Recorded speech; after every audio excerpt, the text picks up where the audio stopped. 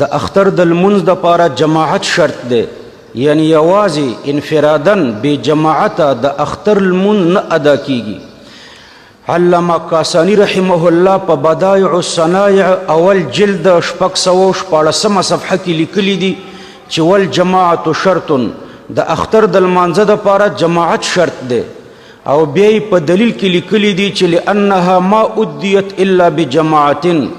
د دې دلیل خلاصه دا ده او تفصیل دا ده چې نبی کریم صلی الله علیه وسلم په خپله ټوله مبارکه زندګۍ کې د اختر لمونځ یوازې انفرادن بې جماعته نه دی کړی.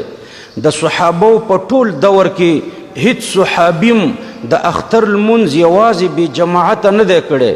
د تبع تابعینو په ټول دور کې هم هیڅ تابعی د اختر لمونځ یوازې بې جماعته نه دی ادا کړی، او د تبع تابعینو په دور کې هم هیڅ تبع تابعی د اختر لمونځ یوازې بې جماعته نه دی ادا کړی.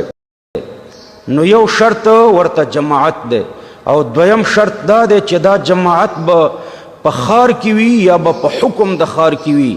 رسول الله صلی الله علیه وسلم فرمای لا جمعة ولا تشریق ولا فطر ولا اضحى الا فی مصر جامع. هدایي د حدیث را نقل کړی اول جل 148 نمبر صفحه.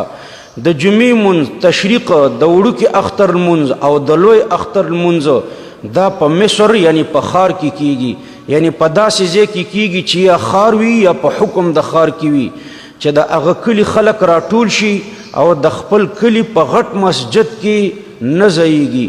نو دا علماو د مصر یو تعریف ذکر کړی دی.